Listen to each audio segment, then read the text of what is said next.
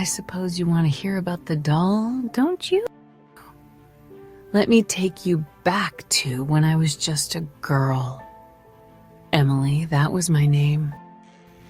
Emily, the girl who found more than she bargained for in that dusty old attic. Emily, remember, growing up means facing your fears.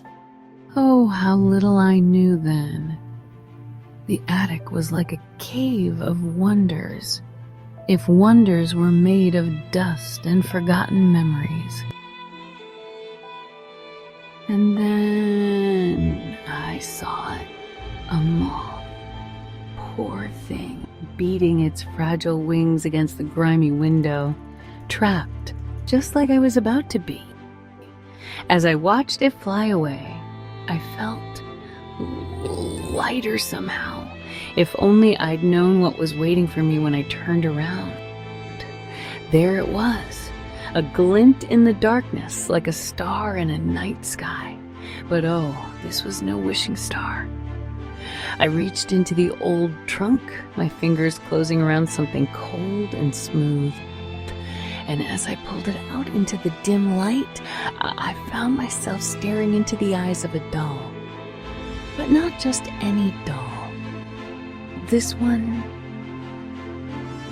stared back. I should have put it back, should have slammed that trunk shut and run. But curiosity, well, it's a tricky thing, isn't it? I could have sworn I heard the faintest sound, like porcelain fingers drumming against a wooden shelf.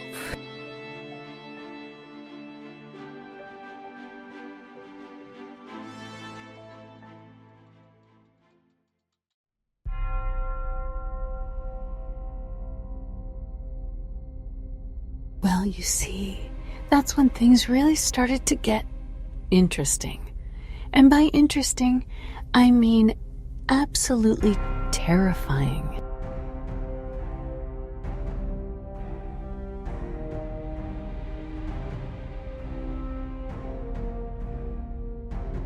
The doll! It moved! No, let me out! Someone help me, please! Trapped like a mouse in a maze. Except in this maze, the cheese was alive and wanted to eat me. As I searched for a way out, I couldn't help but notice the photos scattered about. Little Emily, so innocent, so unaware. Where are you? Oh, it was there all right. Always there, always watching. Every time I turned my back, it crept closer. Its cracked face splitting into a grin that would make the Cheshire Cat run for the hills. Stay away from me. There has to be a way out. Come on, think, Emily, think! I was running out of options, and the doll knew it. It was just toying with me now, enjoying the chase. Please stop, I don't want to grow up if it means this. The toys I once loved had become my tormentors. Childhood's end had never seemed so terrifying. It was time to face my fears, time to grow up. And, oh, was I ready for it now? I won't go down without a fight, you hear me? Sometimes, growing up means finding the strength to face your demons. Even if those demons are wearing a frilly pink dress. No, you won't hurt them. You won't hurt anyone.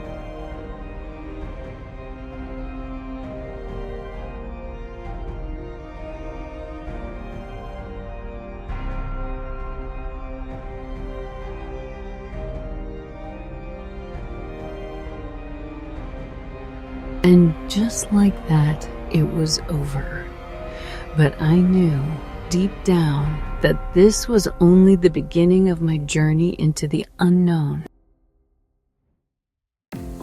I'm not afraid of growing up anymore.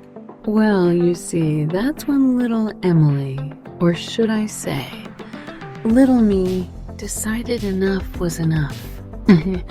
Time to face the music and the monster. Hey, Ugly, over here.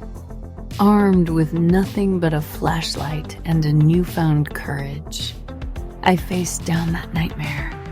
Those toys, they were mine once, and I knew just how to handle them. I led that monstrosity on a merry chase around the attic, right back to where it all began. Huff Huff, is it over? Oh, it was over all right. At least that particular chapter was.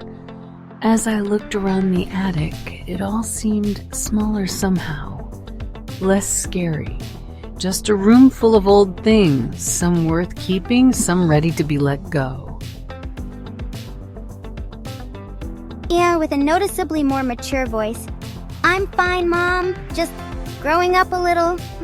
And so I left that attic, a box of donations in my arms and a new understanding in my heart. But let me tell you a secret. Sometimes late at night I could swear I hear a faint tapping coming from that old trunk in the attic, but that's a story for another time.